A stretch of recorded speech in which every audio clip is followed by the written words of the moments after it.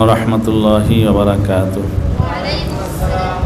नहमदुहु व नुसल्ली व नुसल्लिमु अला रसूलिहिल करीम अम्मा बाद फ़अऊज़ु बिल्लाहि मिनश शैतानिर रजीम बिस्मिल्लाहिर रहमानिर रहीम व इज़ क़ाला लुक़मानु लिब्निही व हुवा यईदुहु या बुनय्या ला तुश्रिक बिल्लाह इन्न शिरका लज़ुल्मुन अज़ीम वक़ाल रसूलुल्लाहि सल्लल्लाहु तआला अलैहि वसल्लम खैरुकुम मन तअल्लमल कुरआन व अल्लमा औ कमा क़ाल अलैहिस्सलातु वस्सलाम। বাইতুল আবরার মাদ্রাসার আজকের এই অভিভাবক এবং অভিভাবিকা সম্মেলনে এতক্ষণ অত্যন্ত গুরুত্বপূর্ণ আলোচনা পেশ করেছেন জামিয়া ওসমানিয়া ২৭ মাদ্রাসার মুহতামিম এবং শেখুল হাদিস মুফতি আবু বকর কাসেমি মাদাল্লাহ জিল্লাহু। অত্যন্ত উপকারী কথা হযরত বলেছেন। বিশেষ করে আমরা যারা ছাত্র ছাত্রীদের অভিভাবক এবং অভিভাবিকা আছি, মা বাবা আছি, আমাদের করণীয়গুলো অত্যন্ত চমৎকারভাবে আমাদের সামনে তুলে ধরেছেন। রাত 10টা 10 বেজে গেছে।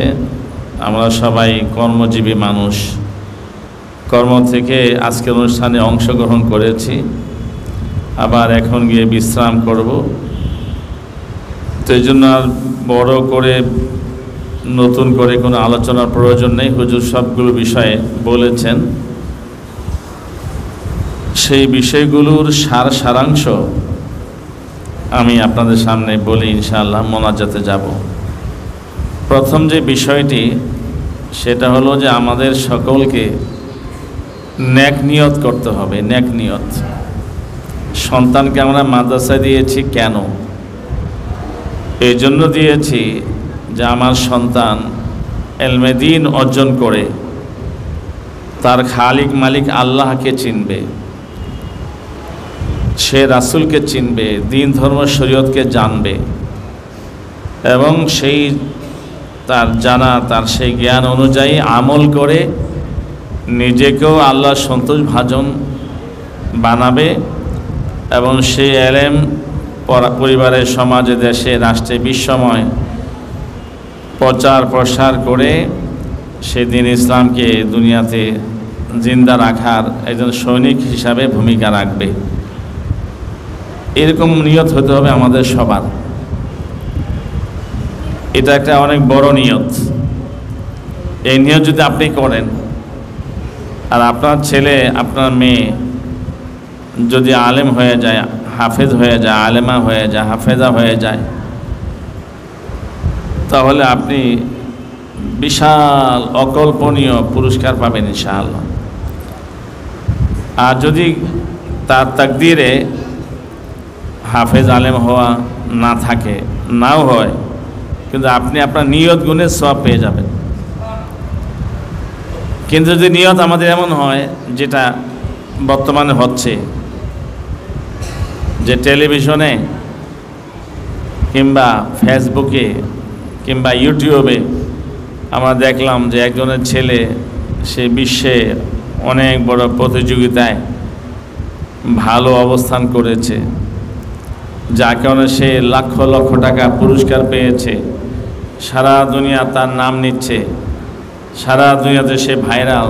তার পাশে তার বাবা দাঁড়িয়ে আছে, তার মা দাঁড়িয়ে আছে, বাবাও ভাইরাল হয়েছে, মাও ভাইরাল হয়েছে, সব জায়গায় শুধু সুনাম, সুখ্যাতি, যশ আর তার প্রশংসা, অভিনন্দনে ভাসছে। ওহ, আমি যদি আমার একজন পিতা হইতে পারতাম। এই নিয়তে ছেলেকে মাদ্রাসায় দিয়েছেন কিংবা মেয়েকে মাদ্রাসায় দিয়েছেন। যদি ছেলে মেয়ে কিছু হয় তাহলে তো পেলেন, যদি না হয় তো কিছুই পেলেন না। আর যেটা পেলেন সেটাও দুনিয়ার সুনাম সুখ্যাতি, পরকালের কিছুই নেই, ঠিক কিনা? তাহলে এই নিয়তটা কি সঠিক হলো না গলত? এই জন্য আমাদের সবাইকে নিয়ত করতে হবে সঠিক যেটা সেটা। সেই সঠিক নিয়ত হলো একমাত্র কাকে রাজি খুশি করা, আল্লাহকে রাজি খুশি করার জন্য আমি আমার সন্তানকে মাদ্রাসায় দিয়েছি, দিব। এই 1 নম্বর নিয়ত সহি করে নেই। 2 নম্বরে যেটা হুজুর বলছেন যে আমার ছেলে কি পড়ে, এই বিষয়টা সবসময় উস্তাদের সঙ্গে মত বিনিময় রাখতে হবে। স্কুলে দিলে কিন্তু নিয়মিত মা বাবা খোঁজখবর রাখে, মাদ্রাসা দিলে আল্লাহ হাদিস ছেড়ে দেয়, কোনো খোঁজখবর নাই। জিজ্ঞেস করে আপনার ছেলে কি পড়ে, কইতে পারি না, পরে জানি।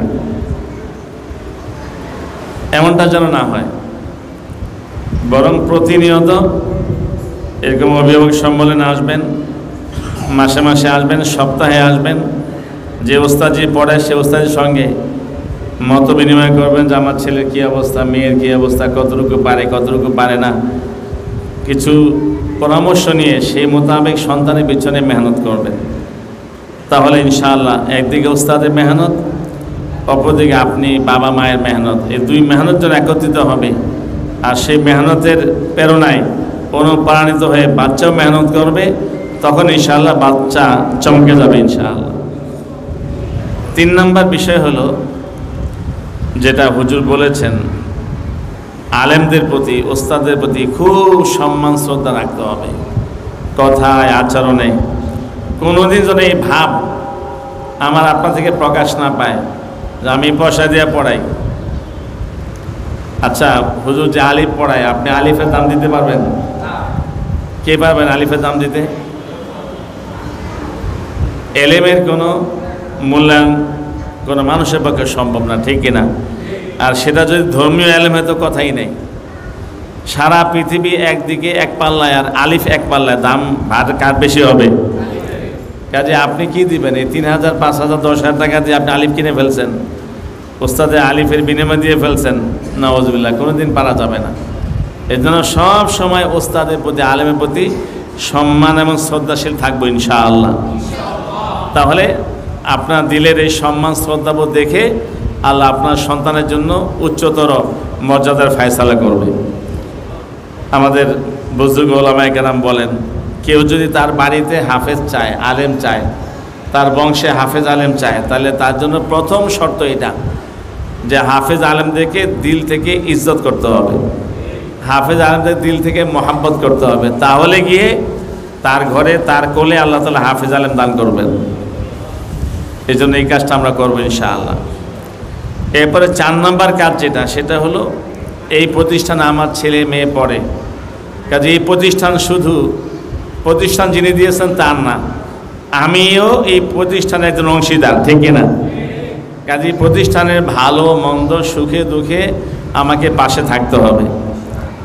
আপনারা এই যে একটা ব্যবস্থাপনা দেখছেন 3, 4, 5, আমার সঙ্গে পরামর্শ করি মোহাম্মদ আব্দুল বারী সাহেব এই প্রতিষ্ঠানটা নিয়েছেন, এই বিল্ডিংটা নিয়েছেন, এবং এইটা কিন্তু এরকম ছিল না। এটাকে তিনি তার তত্ত্বাবধানে এটা টাইলস করছেন, রং করছেন, ছাত্রীদের জন্য, ছাত্রদের জন্য ভালো টয়লেটের ব্যবস্থা করছেন, অজুর ব্যবস্থা করছেন, গোসলের ব্যবস্থা করছেন।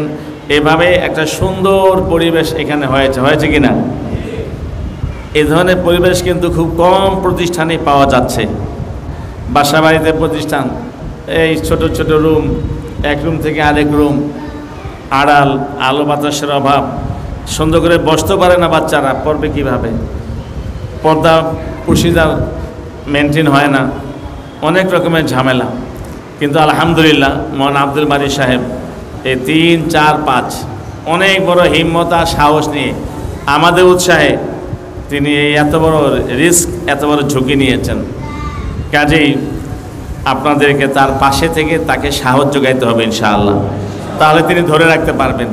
আর যদি আপনার পাশে থেকে তাকে সাহস না দেন, তাহলে কিন্তু কয়েকদিন পর তিনি হতাশ হয়ে যাবেন, পরে তিনি ভিন্ন চিন্তা করা ছাড়া তার বিকল্প থাকবে না, ঠিক কিনা?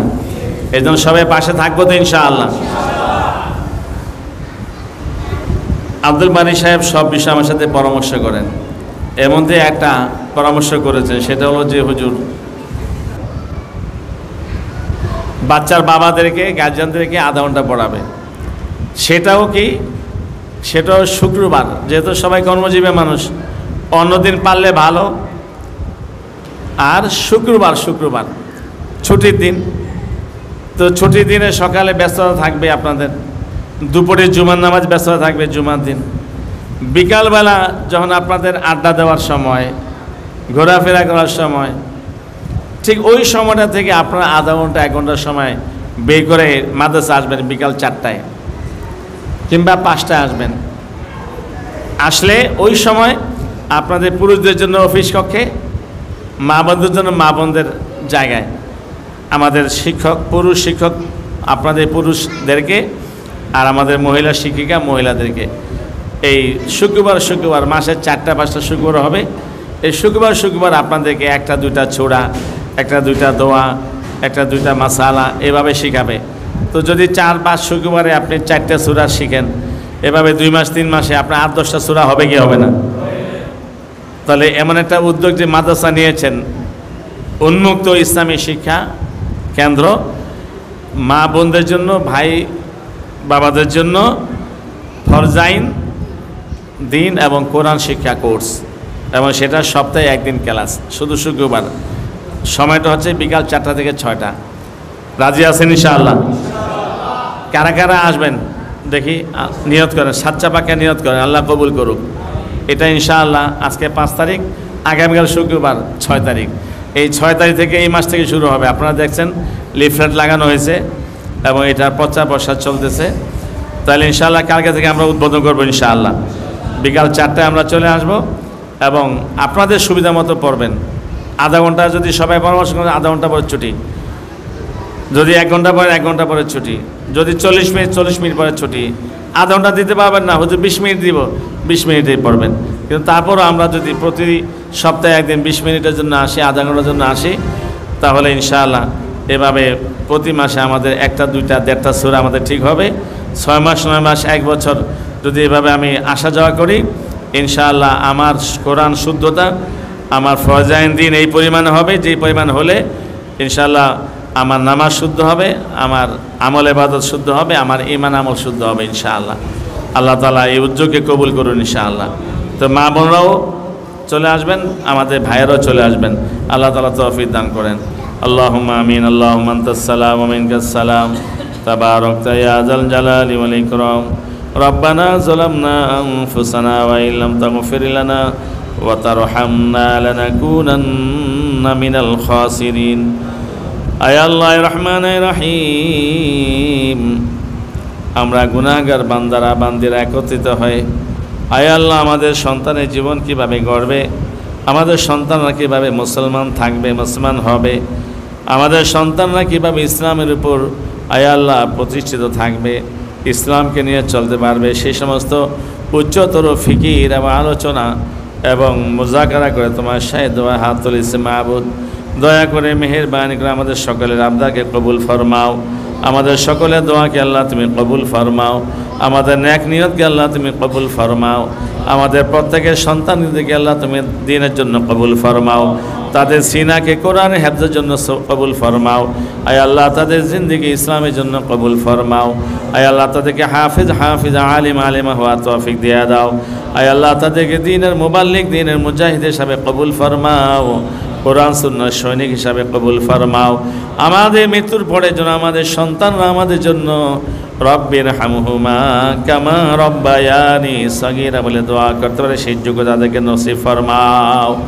আয় আল্লাহ এই মাদ্রাসাকে আল্লাহ তুমি কবুল ফরমাও, মাদ্রাসার সমস্ত জরুরতকে আল্লাহ তুমি পুরা ফরমাও।